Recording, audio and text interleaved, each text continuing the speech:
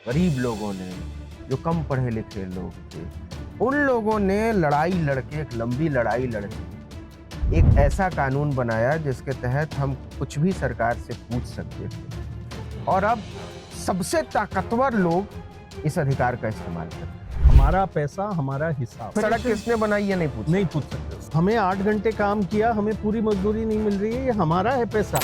अभी सूचना के अधिकार में जो अमेंडमेंट्स हुए हैं, तो जब ये अमेंडमेंट होते हैं तो फिर विपक्ष उसी समय क्यों कुछ नहीं बोलता है? हमारे इलाके में अनपढ़ लोगों ने इस आंदोलन को बहुत आगे ले गए। और किससे ले गए? क्योंकि उनको उनका जायज मजदूरी नहीं मिल रहा। इस कानून के बाद कोई नेता भाषण ही नहीं दे पाएगा। सरकार के ऊपर कोई रोक टोक नहीं और सरकार जो चाहे वो कर सकती है, तो इसलिए सरकार प्रोपेगेंडा ही देगी और कुछ नहीं देगी। अब चोर से मैं पूछूंगा कि तुमने चोरी की, लेकिन मैं बोलना चाह रहा हूँ, आप मुझे परमिशन दे दोगे तो वो करेगा। कि जो अमेंडमेंट है जी, उसके हिसाब से हम क्या नहीं पूछ सकते।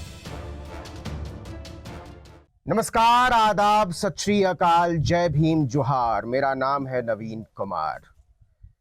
इस समय जिस तरीके से लोकतांत्रिक अधिकारों पर हमले हो रहे हैं और सबसे ज्यादा हमला हो रहा है जानने के अधिकार पर, और ये इतना साधारण अधिकार है जिसके बारे में हम कभी सोचते भी नहीं और मान लेते हैं कि ये तो हर नागरिक के पास होना ही चाहिए। इसके लिए सूचना का अधिकार कानून लाया गया था एक लंबी लड़ाई के बाद, और उसके बाद यूपीए की सरकार सत्ता से जाती है, सूचना के अधिकार पर हमले शुरू होते हैं और एक नागरिक दर दर भटकता फिरता है मामूली सूचनाओं के लिए। तो क्या सूचनाएं केवल पत्रकारों को चाहिए या फिर नागरिकता के बोध से इसका वास्ता होना चाहिए? कैसे ये हर नागरिक को प्रभावित करेगा अगर सूचनाएं न मिलें तो हमारे साथ सूचना के अधिकार के आंदोलन के साथ जुड़े हुए शुरू से महारथी निखिल डे हैं। निखिल उन लोगों में से हैं जिन्होंने सूचना के अधिकार का प्रारूप तैयार किया और बताया कि सूचनाएं क्या कुछ बदल सकती हैं और साधारण आदमी के जीवन में सूचनाओं की क्या अहमियत हो सकती है। सूचनाएं केवल अखबारों से नहीं मिलती, केवल टेलीविजन चैनलों से नहीं मिलती, केवल सोशल मीडिया से नहीं मिलती। बहुत सारी सूचनाएं ऐसी होती हैं और ऐसी होनी चाहिए जिनसे हम खबरें निकाल सकें। निखिल डे, आपका बहुत बहुत स्वागत है आर्टिकल 19 इंडिया पर। तो पहला सवाल तो आपसे ये है कि दुनिया डिजिटल हो गई है, ग्लोबल गांव हो गई है, सब कुछ एक क्लिक पर उपलब्ध है, इतना सारा डिजिटल फुटप्रिंट है, ये बकवास का आइडिया नहीं है सूचना का अधिकार? तो ये जो दुनिया चलाने वाले लोग हैं, इन्होंने ये एक इंफॉर्मेशन रेवोल्यूशन हुआ है, डिजिटल ने उसमें बहुत बड़ा योगदान किया है। लेकिन जैसे हम सुनते हैं, ये डेटा और डिजिटल और इंटरनेट, ये एक तरीके से नया माइनिंग या ऑयल है, क्योंकि ये सूचना उस बाजार के लिए बहुत जरूरी है जो वो ज्यादा से ज्यादा कमा सके। तो उसने एक पूरी जाल बिछाई है जिसमें आप और हम आज शायद समझ भी नहीं पा रहे हैं कि हम उनके कितने ग्राहक भी हैं और हम ही उनके प्रोडक्ट भी हैं। मतलब आप जिस सूचना की बात कर रहे हैं वो फेसबुक पर आने वाली सूचना, व्हाट्सएप पर आने वाली सूचना, ट्विटर पर आने वाली सूचना, उससे अलग है क्या? तो सूचना के अधिकार का आंदोलन तो शुरू हुआ एक लोकतांत्रिक ढांचे में जनता के सूचनाओं के ऊपर अधिकार पर। अच्छा। तो यदि हम थोड़ा पुराना देखें तो अंग्रेजों के टाइम से वो आए लूट पाट मचाने के लिए, मतलब एक तरीके से एक देश से अपना जो ले सकते थे लेने के लिए। और उन्होंने एक डाला था ऑफिशियल सीक्रेट्स एक्ट। उसके तहत पूरे भारत में जो कोई सरकारी व्यक्ति को आदेश मिलेगा वो ही सूचना देगा, बाकी कोई सूचना दे नहीं सकता है जनता को। तो शासक के पास, जो सबसे ऊपर शासन करने वाला था, उसके पास ये ऑफिशियल सीक्रेट्स एक्ट का पावर था और इस वजह से लोगों को सूचना बिल्कुल उपलब्ध नहीं होती थी। जबकि आजादी के समय ही मिल जाना चाहिए था। संविधान का अधिकार का हिस्सा है, सुप्रीम कोर्ट ने कई बार कहा, अभिव्यक्ति के अधिकार का हिस्सा है, क्योंकि बिना सूचना मिले आप क्या अभिव्यक्ति करेंगे, आपको पता ही नहीं कि क्या कहना है। तो ये सरकारी सूचना या पब्लिक सूचना की बात थी, और कानून ने एक लाइन में यदि कहें क्या किया, उसने जो सरकार के पास सूचनाएं थी, आपकी हमारी ही है, उसको एक झटके में कह दिया केवल हमें नहीं, वो जनता को उपलब्ध होगा। तो एक लाइन, एक झटके में ये बहुत बड़ा बदलाव आया। और कौन मांगेगा वो सूचना? पहले केवल उच्च अधिकारी मांग सकता था, नीचे वाला अधिकारी भी नहीं मांग सकता था, उच्च अधिकारी मांगता, उससे नीचे वालों से, और जनता का तो सवाल ही नहीं था। जनता को प्रोपेगेंडा मिलता जो सरकार देना चाहती थी। अब जनता मांगे, सरकार जवाब दे, एक समय सीमा के अंदर जवाब दे, और नहीं दे तो पेनल्टी लगे, उसके जेब से। बहुत बड़ा एक क्रांतिकारी कदम था सूचना में। अब जो आप बात कर रहे हैं, ये एक दूसरी क्रांति आई है, ये बाजारी क्रांति आई है।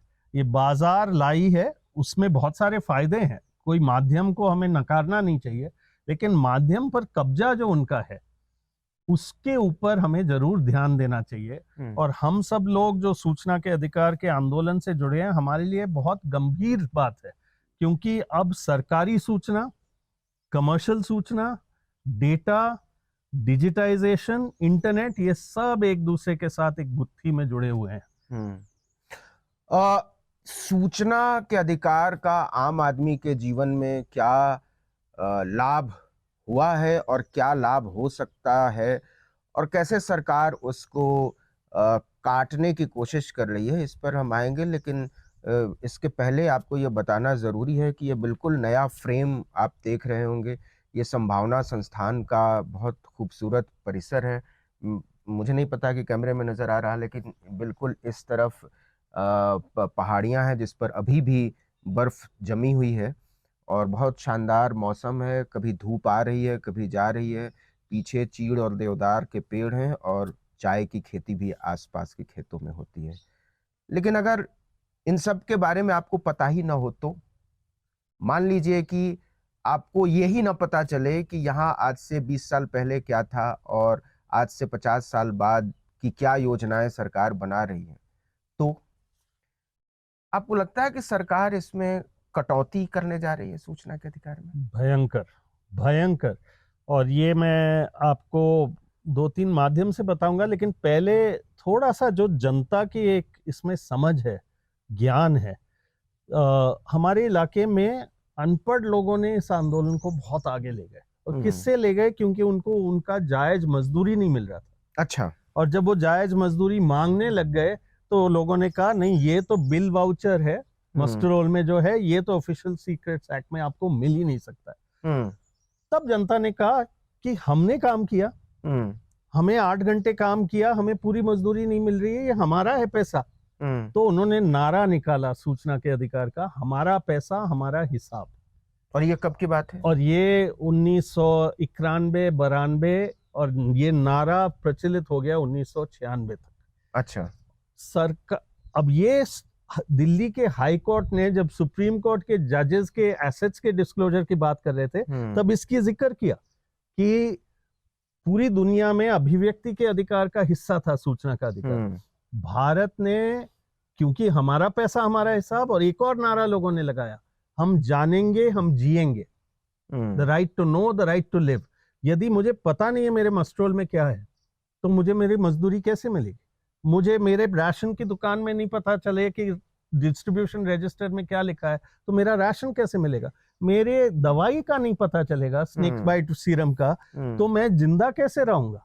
तो ये दिल्ली हाई कोर्ट ने कहा कि ये आर्टिकल 21 का भी हिस्सा है, जीने के अधिकार का, और आर्टिकल 14 का भी हिस्सा है, समानता के अधिकार का। क्योंकि यदि आप जानो नहीं, तो आप कैसे कह सकते हो आपके साथ समान व्यवहार हो रहा है कि नहीं? किसको आप कौन क्या करोगे और किसको क्या करोगे, किसके साथ क्या व्यवहार करोगे?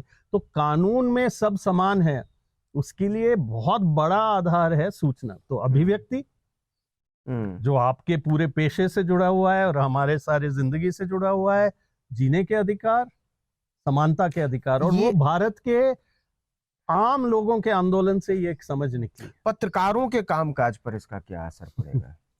तो ये पूरा प्रभाष जोशी जी, निखिल चक्रवर्ती जी, अजीत भट्टाचार्य जी, कुलदीप नैयर जी, ये लोग ब्यावर के आंदोलन में 1996 में आए, छोटे से ब्यावर कस्बा में, राजस्थान में धरने पर बैठे थे। ये सब दिल्ली से आए। क्यों आए?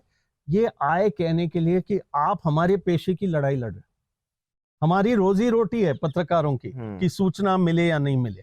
अब सरकार क्या करने जा रही है? सरकार को इन सालों में जिस सरकार ने पारित किया उसको भी घबराहट हुई और वो भी अमेंडमेंट लाने की कोशिश की है, और बाद में ये जो करंट मोदी सरकार है वो तो अमेंडमेंट जबरदस्ती ले ही आई। पहले तो आयोग को कमजोर करने के लिए, अब जो किया है जिसकी बात करना बहुत जरूरी है, वो एक दूसरे कानून के माध्यम से सूचना के अधिकार कानून को बिल्कुल ही खत्म कर दिया, एक ही लाइन के अमेंडमेंट में। क्योंकि उन्होंने कहा है इस अमेंडमेंट में कि सूचना का अधिकार कानून ने कहा सब कुछ मिल सकता है, कुछ अपवाद को छोड़ के, और वो अपवाद हमारे संविधान के अंदर है कि क्या क्या अपवाद है। उसमें नेशनल सिक्योरिटी है, उसमें कुछ किस्म के कमर्शियल सीक्रेट्स है, उसमें क्राइम के इन्वेस्टिगेशन का हिस्सा है, और उसमें निजता भी। बिल्कुल ऐसा नहीं होना चाहिए। जैसे अभी जो अमेंडमेंट है जी, उसके हिसाब से हम क्या नहीं पूछ सकते हैं? तो ये अमेंडमेंट में पहले एक बार बता दूं कि ये अमेंडमेंट कहता है कि आपको, तो वो निजता वाला जो अपवाद था उसमें, क्योंकि सूचना के अधिकार ने कहा कि हमने भी कहा कि हम लोगों की निजी सूचना नहीं चाह रहे, हम चाह रहे हैं कि व्यक्तियों की वो सूचना मिले जहां वो पब्लिक को प्रभावित कर रहे हैं, वो सरकार को भी प्रभावित कर रहे हैं, पब्लिक को भी प्रभावित कर रहे हैं। तो वो लाइन था कि आपको किसी की व्यक्ति की सूचना नहीं मिलेगी जो किसी पब्लिक एक्टिविटी या इंटरेस्ट को प्रभावित नहीं करता। तो जो कोई पब्लिक एक्टिविटी या इंटरेस्ट को प्रभावित करता है वो तो मिलेगा। आप पूरा पानी ले रहे हो किसी गांव का तो आपको मिलना ही चाहिए। आप ये थोड़ी कह सकते हो कि नहीं ये मैं निजी रखूंगा, या आप कहोगे कि पूरे देश के मिनरल मैं ही रखूंगा, तो आप ये थोड़ी कह सकते हो मेरा नाम नहीं ले। तो ये स्पष्ट था। अब इन्होंने क्या कर दिया, इन्होंने कहा किसी की व्यक्ति की सूचना नहीं ली जा सकती, तो अच्छा। किसी का नाम नहीं पूछ सकते हो, खत्म। अच्छा। व्यक्ति का मतलब ये सड़क किसने बनाई है नहीं पूछ सकते हो। सड़क बनी, हाँ, सड़क पर 1 करोड़ खर्च हुआ, हाँ, कौन था ठेकेदार? ना, ठेकेदार अच्छा। मतलब काम नहीं हुआ, ठीक है, किसने काम नहीं किया? ना, कोई नाम नहीं ले सकते हो। इस नए कानून डीपीडीपीए, दोनों कानूनों को एक साथ भी देखना पड़ेगा। इसने एक तो इस सूचना के अधिकार को बिल्कुल खत्म कर दिया, और दूसरा उसने ये कह दिया कि आप क्या नहीं कर सकते हो, आप करोगे, किसी का नाम लोगे तो कब लेना है? उससे पूछ के। अब चोर से मैं पूछूंगा कि तुमने चोरी की लेकिन मैं बोलना चाह रहा हूं, आप मुझे परमिशन दे दोगे, तो वो करेगा क्या? या जिसने कोई गलती की वो देगा क्या? तो उन बिना परमिशन, कंसेंट, और इतना खतरनाक कंसेंट, लिखित ये वो, बिल्कुल मेरे से जान के, और नहीं मांगोगे कंसेंट और कर दिया तो वो आपको ले जा सकता है। एक बोर्ड है, वो बोर्ड भी सरकार के अधीन है, और वो बोर्ड 250 करोड़ तक की पेनल्टी लगा सकता है। 250 करोड़ की पेनल्टी? सूचना के अधिकार में सूचना नहीं मिले तो रोज के 250 रुपये उस अधिकारी से, वो भी कमीशन जाने के बाद। यहाँ एक व्यक्ति, सरकार भी नहीं, कोई एजेंसी भी नहीं, एक व्यक्ति ले जा सकता है आपको, कोई भी, जिस व्यक्ति का नाम आपने लिया। और आज आपके इंटरव्यू आपके और मेरे तरफ है, थोड़े से आपने ले भी लिए यहाँ के शॉट, कल मैं मान लो इनमें से ये कोई कहे आपने मेरा परमिशन नहीं मांगा, तो आप तो बड़े बड़े स्टूडियो जैसे नहीं है जो आपको साइन करते हैं, जो घुसते हैं आपके स्टूडियो में। राहुल गांधी तो रोज संसद में नाम ले रहे हैं लोगों का। संसद अपना एक प्रोटेक्शन दे रहा है, लेकिन राहुल गांधी जब चुनाव सभा में बोलेगा, जो एक हमारे लोकतंत्र का एक हिस्सा है, जब वो कहीं और बोलेगा, कि केवल राहुल गांधी नहीं, कोई भी वो बोलेंगे, मतलब ये सब अब बाहर नहीं बोल सकते। नाम पूछो परमिशन, चाहे अच्छा। जिसका भी नाम ले रहे हैं उनसे परमिशन पूछो। और वो केवल नाम नहीं, आपने फोटो दिखा दिया तो भी आपने किसी को आइडेंटिफाई कर दिया, उसका एड्रेस, उस जगह रहने वाला, क्योंकि आप नाम नहीं बोल सकते हो, तो भी, तो कुछ भी चीज जो उसको आइडेंटिफाई करेगा। निखिल जी, सारी सरकारें ट्रांसपेरेंसी के नाम पर ये सब करती हैं कि हम और पारदर्शिता लाना चाहते हैं, हम एकदम शीशे की तरह साफ हैं, आईने की तरह बिल्कुल साफ हैं। क्या वजह हो सकती है कि सरकार को, जिसमें सूचना के अधिकार को और ब्रॉडन करने की जरूरत थी, उसको और व्यापक बनाने की जरूरत थी, उसको और संकुचित कर रही है? इसकी वजह क्या हो सकती है? क्या फायदा है? तो इसमें मेरे ख्याल में नियत पर जाना चाहिए। अच्छा। कुछ सरकारों में जो गद्दी पर बैठा है, जो कुर्सी पर बैठा है, उसके लिए बहुत मुश्किल है सूचना बांटना, क्योंकि वो पावर बांट रहा है और वही लोकतांत्रिक पावर है सूचना के अधिकार में। लेकिन कई अच्छे जो सरकारों में बैठते हैं या उस चीज को लेके आते हैं, कम से कम उनमें एक विरोधाभास दिखता है। जैसे यूपीए ने जब पास किया, दिखा कुछ ने किया, कुछ ने पीछे खींचा, फिर जनता ने दबाव डाला, फिर जनता के दबाव में उन्होंने अमेंडमेंट नहीं किए और बहुत एक क्रांतिकारी कानून आया सच में। जनता के दबाव में आया, लेकिन वही लोकतंत्र में होना चाहिए। अब यहाँ नियत साफ नजर आ रही है। कह क्या रहे हो, कर क्या रहे हो, कर क्या रहे हो में नियत पता चलता है। क्या कर रहे हो? एक तो आपने सूचना के अधिकार के कानून को एक तरीके से जबरदस्त रूप से खत्म कर दिया। आपने पूरा कानून नहीं किया, एक लाइन खत्म कर दिया कि किसी की पर्सनल सूचना नहीं ले सकते, पर्सनल सूचना नहीं मांग सकते, तो किसी का नाम नहीं मांग सकते हो, तो खत्म। मतलब सूचना के अधिकार में क्या फायदा? अब प्रोपेगेंडा रह गया। मैं लूंगा जो सरकार कहना चाहती है वो ही लूंगा। नंबर 2, उन्होंने डीपीडीपीए में, क्योंकि ये भी समझना चाहिए, दूसरा कानून इसलिए आया, वही दुनिया भर में लोग कह रहे हैं 2 चीजें हो रहे हैं ये सूचना क्रांति के बाद। एक तो सर्वेलेंस जबरदस्त हो गया, आपका मेरा किसी का यहाँ जो बैठा है, हम फोन में जा रहे हैं तो वो सूचना पहुंच रही है, हम कहाँ हैं, क्या कर रहे हैं, क्या खरीद रहे हैं, क्या नहीं कर रहे हैं। तो एक सरकारों को ये मिल सकती है, और ये आधार एक चीज बन गया। जब हर जगह आधार लगाओ तो सरकार को पूरा पता चल गया कौन से ट्रेन में गए, कौन से प्लेन में चढ़े, कहाँ गए, क्या किए वो। और दूसरा, कंपनियों को ऐसी सूचना मिल रही है जो वो बेच सकते हैं। लिया आपसे सूचना कुछ डिलीवर करने के लिए, बेचा किसी और को क्योंकि आप एक प्रोडक्ट बन गए। तो ये दोनों चीजों को कंट्रोल करने के लिए, और तीसरा पत्रकारिता या किसी और में, क्योंकि अब सोशल मीडिया बन गया, आप कोई बेहद किसी के निजी जिंदगी के अंदर घुस के उसको पूरा पब्लिक नहीं करना चाहिए। ये एक तीसरा। तीनों चीजों में उल्टा हुआ है इस कानून में, और ये इसीलिए नियत बताता है, क्योंकि ये कानून दूसरे देशों में जहां ये कानून आया है, उन्होंने दोनों कानून रखे। उन्होंने कहा है कि सूचना, निजी सूचना के ऊपर ये चीजों में कंट्रोल होना चाहिए, और कहा है कि पब्लिक सूचना देनी चाहिए। तो सूचना के अधिकार कोई में ऐसा उदाहरण है जिसमें सूचना के कानून के तहत कोई ऐसी जानकारी लोगों को दी गई हो जो वास्तव में व्यक्तिगत थी, लेकिन उसको पब्लिक इंटरेस्ट का माना गया?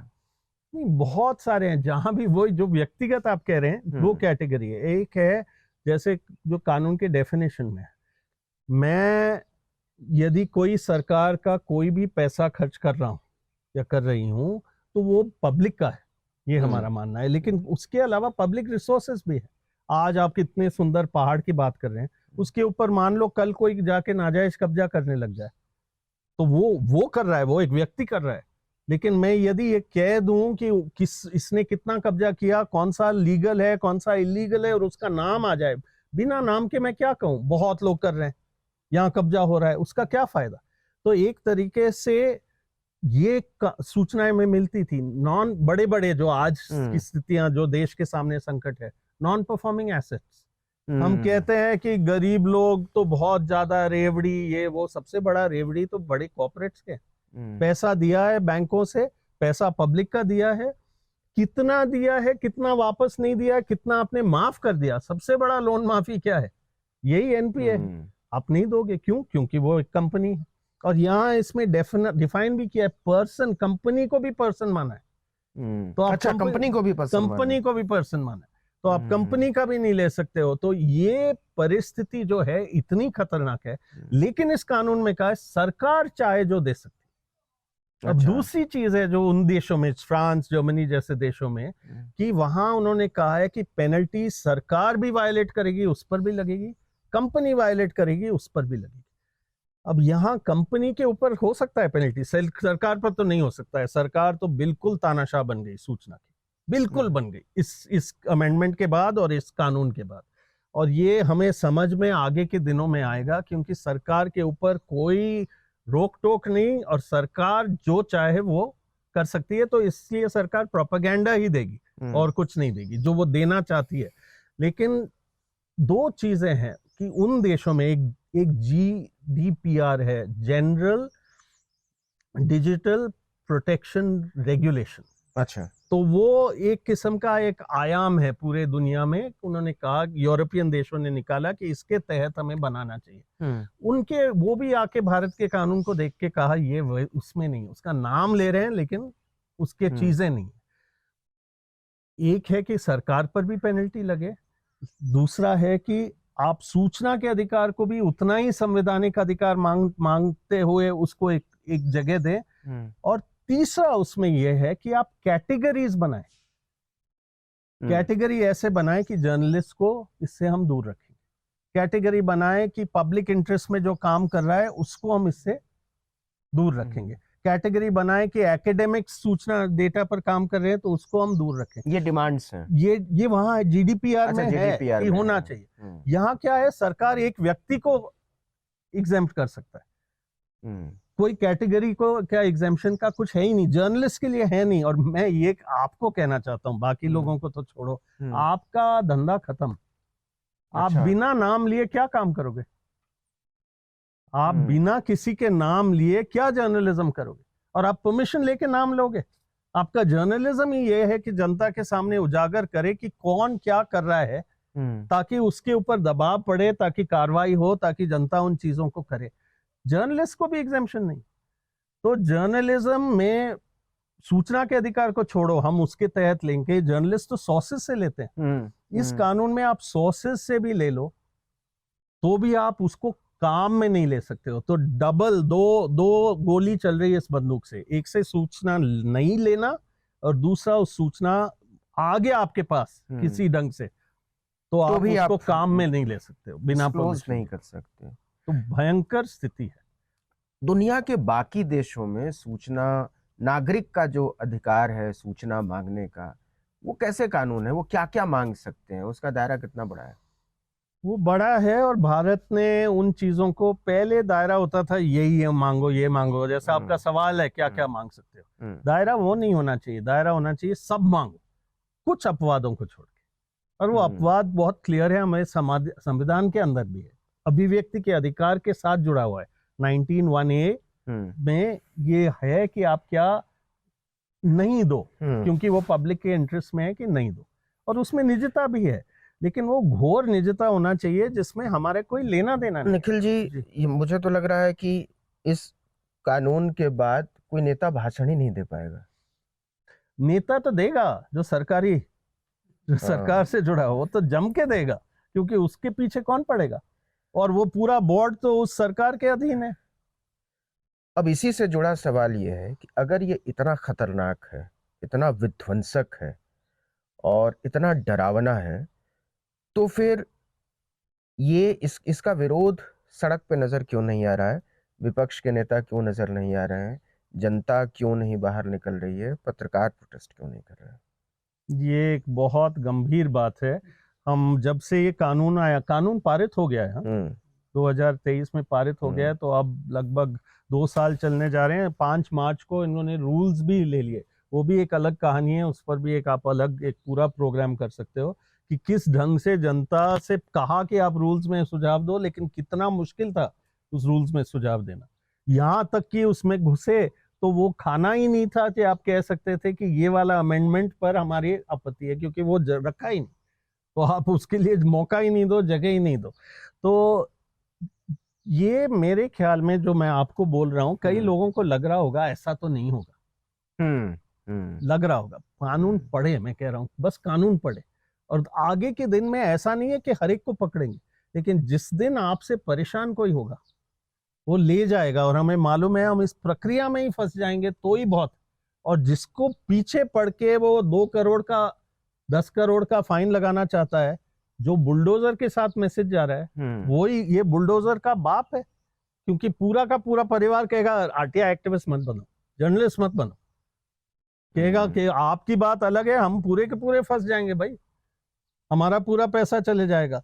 तो ये इतना खतरनाक है, लेकिन समझ नहीं आया, राजनेताओं को लगा हाँ एक और बड़ा बेकार कानून आ और गया। मान लीजिए और पेनल्टी देने से अगर मना कर दिया तो वो तो आपको पता है क्या क्या कर सकते हैं, कुर्की होगा, ये होगा, वो होगा, कौन मना कर सकता है। जो है आपका हो जाएगा, उस जो नहीं है ठीक है, आप गुलाम है उसको पैसे वापस देने के लिए या उस व्यक्ति को देने के लिए। और हमें मालूम है आज बड़े बड़े अडानी जी कितने ऊपर मानहानि का केस लगाते हैं, 10 जगह 20 जगह, जो जर्नलिस्ट ने कोई एक लिख दिया, कुछ और किया, कोई और बड़ा जिंदल जी ये कहीं करते हैं, ये सारे बड़े बड़े कॉर्पोरेट ये इसको कॉर्पोरेट को कंट्रोल करना था सूचना के यूज में, उल्टा उनको आज हमें लग रहा है गूगल फेसबुक ये सब लोगों को कंट्रोल करने का था। हम फेसबुक में घुसते ही हम परमिशन दे रहे हैं, पीछे जाए तो 20 पेज का है, किसी एक ने भी नहीं पढ़ा कि वो 20 पेज में क्या क्या लिखा है। आप बैंक से लोन लीजिए, पता नहीं कहाँ कहाँ साइन कर देते हैं। एग्जैक्टली, वो तो लोन है, यहाँ तो आप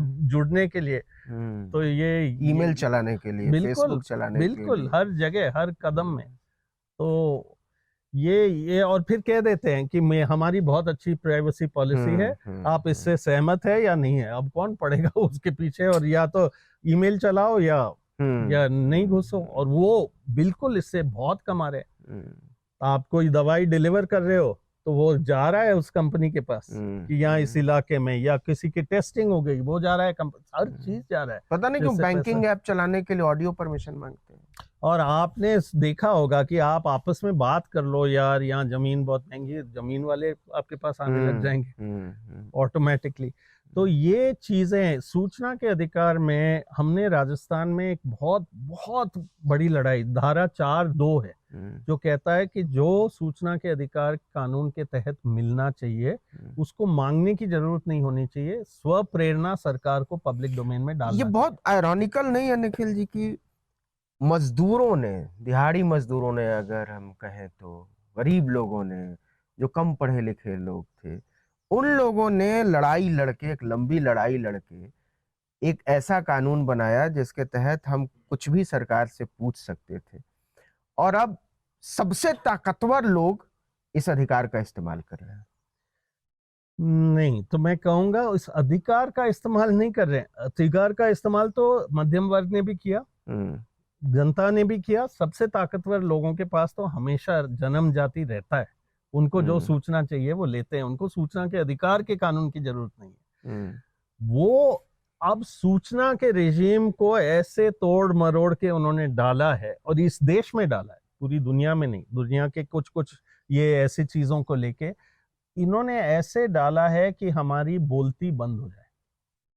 अभिव्यक्ति का अधिकार उनके लिए सबसे खतरनाक चीज है, और वो तथ्य सहित, सूचना सहित वो रास्ता वो बंद कर रहे हैं, ताकि तथ्य ही नहीं मिले और आपको किसी तरीके से तथ्य मिल जाए, क्योंकि लोग तो खोजेंगे, पत्रकार खोजेंगे, दूसरे लोग खोजेंगे, तो उसके ऊपर वो आपके दंड लगा सके। तो सूचना बंद करने का ये शैलेश गांधी जी ने लिखा है, the right to deny information. लेकिन मैं कहूंगा समझना चाहिए कि आपके ऊपर इतना बड़ा हथियार मिल गया कि आपकी अभिव्यक्ति के अधिकार को इस कानून के साथ खत्म कर रहे हैं, इससे कम नहीं है।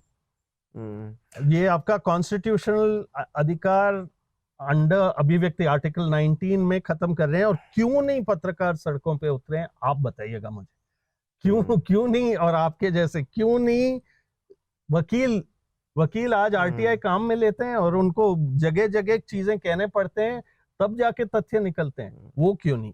राजनेता, जिस पार्टी ने ये कानून और ये जो गठबंधन कानून लाया, स्टेटमेंट एक दो जरूर निकालें, लेकिन ये तो सड़कों पे उतरना चाहिए। राजनीतिक काम ही खत्म हो जाएगा बिना आपके अभिव्यक्ति के अधिकार और सूचना के अधिकार। हमारे जैसे लोग, बहुत सारे लोग भी हमारे साथ मौजूद हैं और उनके सवाल भी हम लेंगे, लेकिन उससे पहले एक सवाल निखिल जी, आपको लगता है कानूनी तौर पर कोई रास्ता निकल सकता है? सुप्रीम कोर्ट इसमें कोई इंटरवेंशन कर सकता है? कोई इंटरप्रिटेशन इसका नया निकल सकता है जिससे इसको बचाया जा सके? मुझे लगता है कि हो सकता है जाएंगे भी लोग, कोर्ट तो जाएंगे, और ये एक ऐसा इतना भयानक चीज है कि लगता है लोगों को कि ये चलेगा नहीं। लेकिन दो चीजें हम देख चुके हैं। हमने सोचा कई बार, हमने सोचा सीए पर तो ये तो एक दिन नहीं चलेगा, सुप्रीम कोर्ट रोक देगा, नहीं रोका। आज तक सीए के हम झेल रहे हैं पूरे देश में। उसने अपने पूरे संविधान का ढांचा ही एक पूरे वर्ग को इलेक्टोरल बॉन्ड के लिए, इलेक्टोरल बॉन्ड का, हाँ उन्होंने कुछ किया और फिर अगले कदम उससे क्या निकल के आएगा वो नहीं किया। तो हम कोर्ट पे रिलाई नहीं कर सकते, नंबर एक। नंबर दो बात है कि ये हम छोटा मोटा कोर्ट हो सकता है कहेगा चलो ये हिस्सा हटा दो, हमें एक बड़े तौर पर एक जनता को कहना पड़ेगा, और ये ऐसा हमें एक आंदोलन खड़ा करना पड़ेगा। 60 से 80 लाख लोग सूचना के अधिकार को काम में लेते हैं। जर्नलिस्ट कितने हैं? और हाँ ठीक है, जर्नलिस्ट भी एक आज की तारीख में हमारे मीडिया फंस गया कॉर्पोरेट कंट्रोल में, तो दूसरे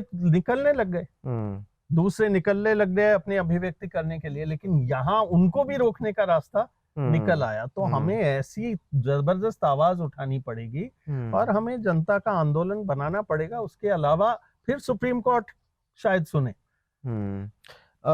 आप लोगों के पास अगर कोई सवाल हो तो आप पूछ सकते हैं बारी बारी से।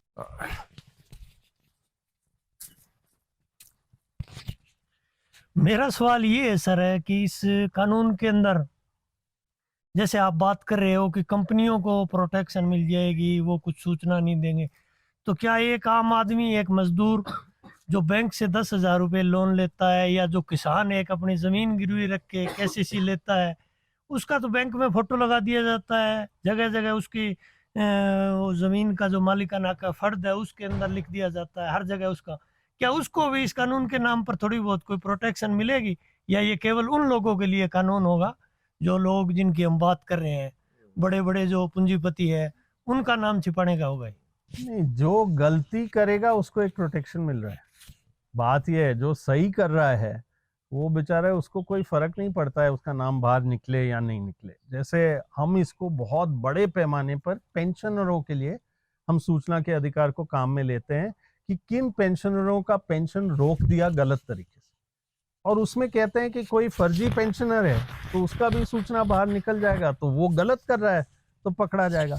अब वो जरूर आराम से सरकार कह सकती है, क्योंकि सरकार से लड़के ये सूचना निकली। तो मैं बोल रहा हूँ क्योंकि राजस्थान में 1 करोड़ सामाजिक सुरक्षा पेंशनर है जिनको 1000 रुपये, 1150 रुपये हर महीना मिलता है, उस पर जीते हैं।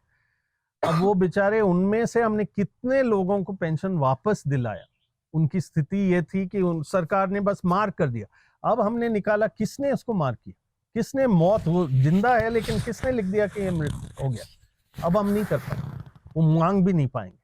तो छोटे से लेके बड़े तक हर व्यक्ति को सूचना से लेना है, और हर व्यक्ति को न्याय मांगने के लिए सूचना आगे रखना पड़ेगा। न्याय चाहे कोर्ट से मांगे या सरकार से मांगे या जनता के बीच में मांगे। तो ये छोटे व्यक्ति को इतना प्रोटेक्शन जरूर देगा कि छोटे व्यक्ति में हिम्मत है कि किसी ने उसका नाम गलत काम में लिया, वो जाए, वो बोर्ड तक, एक बोर्ड बना हुआ है, वहां पैसे लगाए, बड़े वकील ढूंढे, तो प्रोटेक्शन है। नहीं तो क्या प्रोटेक्शन है? वो ही काम में ले सकता है इसका जो प्रोटेक्शन थोड़ा बहुत है, जो जिसके पास वो सारे साधन है और दबाव है। अभी सूचना के अधिकार में जो अमेंडमेंट्स हुए हैं, तो जब ये अमेंडमेंट होते हैं तो फिर विपक्ष उसी समय क्यों कुछ नहीं बोलता है, या फिर कोर्ट उस पे उसी समय कोई एक्शन क्यों नहीं लेती है? तो कोर्ट तो नहीं लेगी जब तक ये लागू नहीं होगा। कोर्ट कहेगी ये अभी लागू होने दो, तब हम लेंगे एक्शन। और कोर्ट कई तरफ ले सकती है, कोर्ट का अपना एक इंटरप्रिटेशन है। विपक्ष आवाज उठाई है। ये जब ये कानून का पूरा मसौदा आया, एक कमेटी में गया, उस कमेटी में विपक्ष ने आवाज खूब उठाई, लेकिन पक्ष का मतलब सरकारी पक्ष का उसमें मेजॉरिटी था, और उन्होंने एक रिपोर्ट बनाया और वो रिपोर्ट तक अपने मेंबरों को नहीं दिखाया। तो मेंबरों को, जो विपक्ष के मेंबर थे, उनको बाहर बॉयकॉट, मतलब बाहर हटाया, जैसे संसद में बहुत बार होता है, और फिर लाए और उस कानून को ऐसे पारित किया। तो और मैं तो कहता हूँ संसद क्या, मेरा अधिकार का हनन हो रहा है? मेरी कहाँ सुनवाई हुई? आम जनता से कहाँ बातचीत हुई? इसके क्या क्या आयाम है, क्या कहाँ कितने लोगों को पता है ये किस ढंग से आज कोई भी सूचना काम में लें इस डीपीएडीपीए में, उसको डेटा फिड्यूशरी कहते हैं। फिड्यूशरी मतलब काम में लेना वाला, जिसका उसके सूचना जिसके साथ काम में, जिसकी सूचना ले रहा है उसके प्रति उसकी जिम्मेदारी। अब वो कुछ गलत कर रहा है तो क्या जिम्मेदारी? मेरी जिम्मेदारी जनता के प्रति है, देश के प्रति है, संविधान के प्रति है, या एक गलत करने वाले व्यक्ति के प्रति? तो ऐसे ऐसे चीजें इन्होंने बना दी ताकि गलती छिपा सके और चाहे जो कहें वो कह सकें। और मैं एक चीज और कहूंगा कि अंग्रेजों के टाइम में भी यदि किसी जर्नलिस्ट को सोर्स से कुछ सूचना मिलती थी और वो कहानी निकाल लेते थे, उसके खिलाफ कुछ नहीं हो सकता था जब तक वो डॉक्यूमेंट कॉन्फिडेंशियल, अंग्रेजों के टाइम मतलब बाद में भी कॉन्फिडेंशियल, सीक्रेट, टॉप सीक्रेट नहीं होता, क्योंकि वहां आपको परमिशन मांगने की बात नहीं थी। उस डॉक्यूमेंट में आप कुछ करते तो आपके खिलाफ कार्रवाई होती। अब उसका कोई बात नहीं है, किसी भी व्यक्ति की आपने सूचना, छोटे से पत्रकार, छोटा सा व्यक्ति, सोशल मीडिया वाला ने कुछ कह दिया या किसी के पीछे पड़ना है, तो आपके पास एक बहुत बड़ा जरिया है, यदि आपके हाथ में ताकत है जाने के लिए वहां तक, बोर्ड तक। तो लोगों ने आवाज बहुत उठाई, अब उठाने की और जरूरत है, और इसलिए हम लोग कह रहे हैं रोल बैक आरटीआई अमेंडमेंट। पहले तो हम एक चीज पर ध्यान दे रहे हैं, आरटीआई का तो प्रोटेक्शन मिले, वो वाला प्रोटेक्शन तो नहीं जहां गायब हो, तो हम कह रहे हैं वो अमेंडमेंट रोल बैक करें, और फिर पूरे डीपीडीपीए में, digital personal data protection act के सारे प्रावधानों पर एक बहस करके तभी इसको लागू करें। निखिल जी, थोड़ा इस पे भी बताइए कि ये जो डेटा फिडिशरी की बात है, तो हम लोग जैसे कुछ सिविल सोसाइटी पे काम कर रहे हैं, कुछ रिसर्च हैं, तो हम लोग भी जब डेटा इकट्ठा करेंगे तो हमारे ऊपर क्या प्रभाव पड़ेगा, थोड़ा इस पर भी अगर पूरा बात कर। आप डेटा फिड्यूशरी है, जो व्यक्ति किसी और की सूचना के साथ इकट्ठा करे, उसको कहीं ना कहीं जमा करे, उसको कहीं ना कहीं काम में ले और उसको बाहर कहीं ना कहीं प्रकाशित करे, किसी भी रूप में प्रकाशित करे, तो वो डेटा फिड्यूशरी। मतलब फिर हम लोग कोई सर्वे नहीं कर सकते, कोई कुछ कर सकते हैं, या हमको जो भी करना होगा वो कंसेंट के साथ करना होगा? हर कदम में कंसेंट, और कंसेंट का भी प्रावधान पड़ना चाहिए। भयंकर है, किसी भी रूप में उसको नहीं लगना चाहिए कि मेरे से पूछा नहीं, मेरे से लिखित में लिया नहीं, मेरे पूरे इसके आयाम समझाया नहीं कि इसका क्या होगा। इसीलिए वो 20-20 पेज पर हम कंसेंट दे रहे हैं एक टिक से वो बड़ी कंपनियों को, क्योंकि उन्होंने वो सारे कवर कर लिए। हेलो सर, मेरा ये सवाल है कि जैसे हम देख रहे हैं कि हम सरकार से कुछ मांगे कर रहे हैं, सरकार उस पे हमारे साइड से इतने डिसीजंस नहीं ले रही है। कई बार जुडिशरी का भी हम साइड नहीं देख पा रहे हैं, कई बार हमारे हित में फैसले आ रहे हैं, कई बार नहीं आ रहे हैं। जैसे कि हम जानते हैं कि इंडियन पॉलिटिकल हिस्ट्री में जो केशवानंद भारती केस हुआ था, उसने ये बोला था कि हम कॉन्स्टिट्यूशन को इस तरीके से नहीं बदल सकते कि मेन फ्रेमवर्क हिल जाए। तो यहाँ पे हमारी जो पब्लिक ओपिनियन है वो आई थिंक कोर्ट को आपको लगता है कि ज़्यादा अपील करनी चाहिए कि इससे हमारा फ्रीडम ऑफ एक्सप्रेशन जा रहा है, क्योंकि हमें एक तो इन्फॉर्मेशन मिल भी नहीं रही है, ऊपर से हमारी प्राइवेसी की भी कोई गारंटी नहीं है, हमारे सिक्योरिटी की कोई गारंटी नहीं है। तो मोर देन गवर्नमेंट शायद हमें पब्लिक को जुडिशरी की तरफ ये ज़्यादा प्रेशर बनाने की ज़रूरत है कि वो इसको वापस लें। तो मैं ये कहूंगा कि जिन लोगों ने सूचना के अधिकार की लड़ाई लड़ी, उससे पहले बहुत लोग कोर्ट गए, लेकिन जब आम जनता के बीच में गए तभी वो कानून बन पाया। कोर्ट कभी कानून नहीं बना सकता है। कोर्ट भी जाना चाहिए, मैं मना नहीं कर रहा हूं, लेकिन कोर्ट एक पूरा परिस्थिति भी देखता है, और कोर्ट के साथ आप गारंटी नहीं ले सकते हो, लेकिन आपके संघर्ष की गारंटी ले सकते हो ना। तो कोई कदम नहीं छोड़ना चाहिए, कोर्ट का कदम भी नहीं छोड़ना चाहिए। जाएंगे लोग कोर्ट, बहुत सारे लोगों ने कहा हमें कोर्ट जाने में डर लगता है। क्यों? सूचना के अधिकार भी कोर्ट के अधिकारियों पर भी लागू है। तो वो कई जगह जब कोर्ट के अधिकारियों को अपना बताना पड़ा तो उनको बहुत बुरा लगा। जो बैठता है, आप और मैं भी शायद उसी कुर्सी पर बैठेंगे तो हमें लगेगा क्यों हम जवाब दें, हमें तो ये इतना पावर मिला है, क्यों पूछे, क्यों जवाब दें। लेकिन वो एक ऐसी चीज है जो सबके लिए अच्छा है। अब मैं पूछता हूं, कोई मेरे से पूछेगा, अच्छी बात, हम बोलें, हम बताएं, हम दिखाएं, ये हमारे ऊपर सबसे बड़ा लगाम है और हमारे लिए सबसे अच्छा रास्ता है।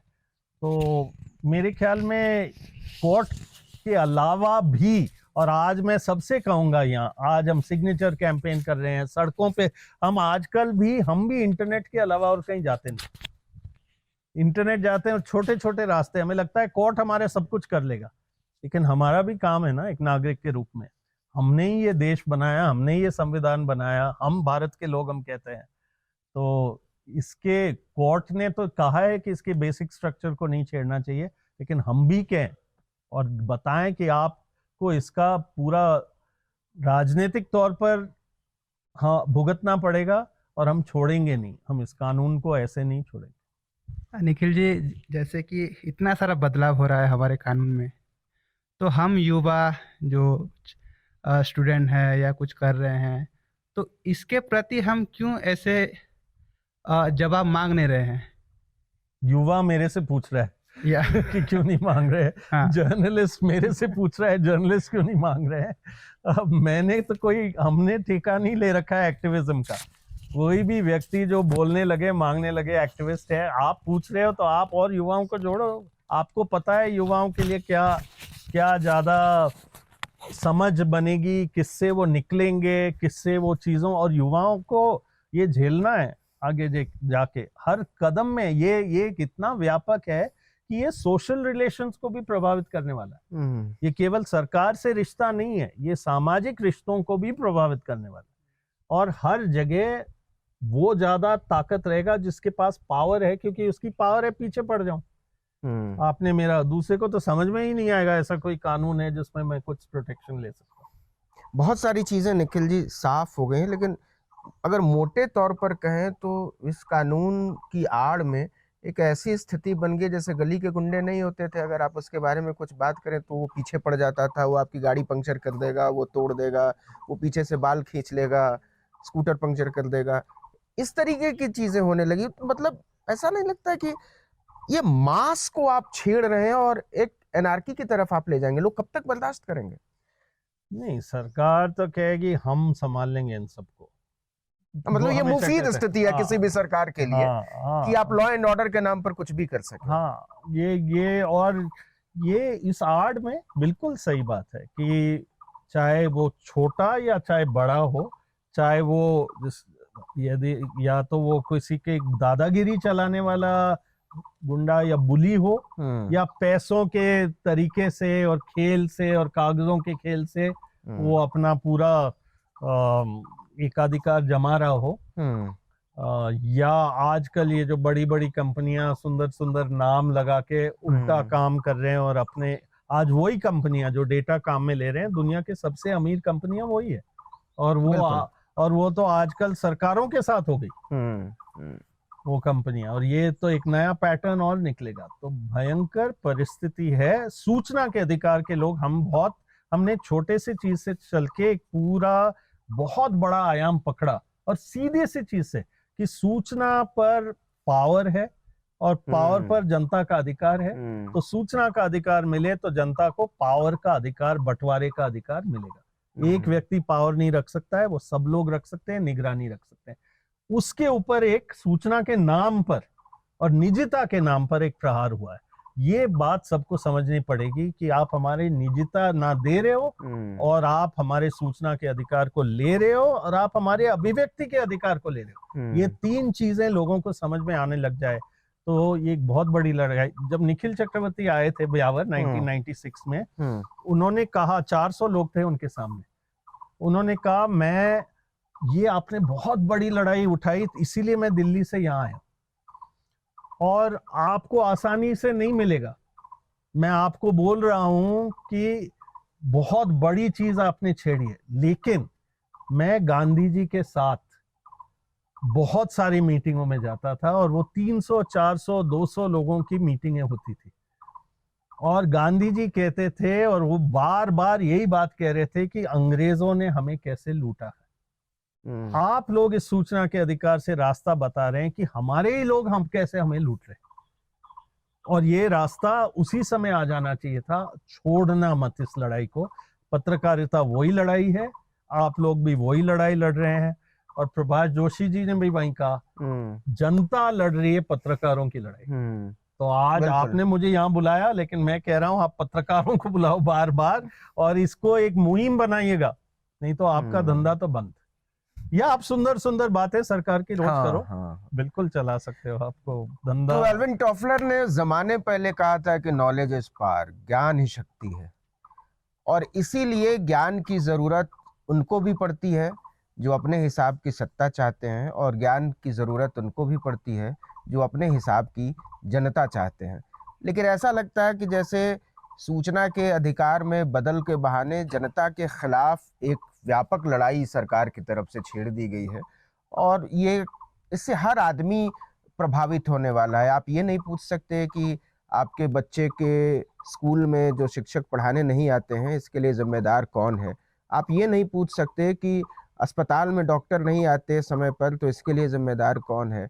आप ये नहीं पूछ सकते कि अगर आपके इलाके की सड़क नहीं बनी है तो इसके लिए जिम्मेदार कौन है, आपकी टोटी में पानी नहीं आता तो इसके लिए जिम्मेदार कौन है। तो आप समझिए कि ये नागरिकता के अधिकार पर कितना बड़ा प्रहार है। और मैं आप सब से, जहाँ देश और दुनिया के जिस किसी भी हिस्से से इस वीडियो को देख रहे हैं, मैं आपसे अपील करता हूँ कि सूचना के अधिकार की व्यापकता की व्यापक लड़ाई की मुहिम के साथ जुड़िए।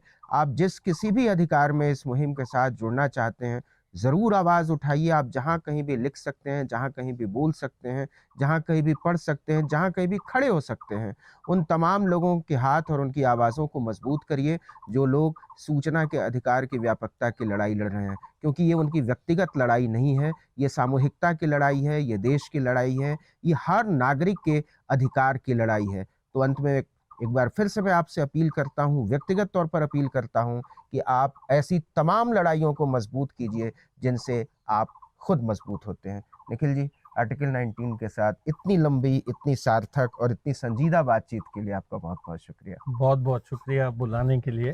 और इसके साथ ये वीडियो अधूरा रहेगा संभावना संस्थान का शुक्रिया अदा किए बगैर, कि एक बार फिर से इतने सुरम्य और रमणीक वातावरण में, मतलब दिल्ली में बैठकर हम लोग उम्मीद नहीं कर सकते, चेन्नई बम्बई में बैठकर कि इतने शानदार माहौल में ऐसी कोई बातचीत हो सकती है, जब धूप भी है, थोड़ी सी सर्दी भी है, और पहाड़ियों पे बर्फ पिघल रही है, चाय के खेत के बीच हम लोग बातचीत कर रहे हैं। तो संभावना संस्थान का अतिरिक्त रूप से शुक्रिया। जनता के अधिकार की बातें और जनता के अधिकार की और बातें कीजिएगा करने यहाँ के लिए। स्टूडियो में। तो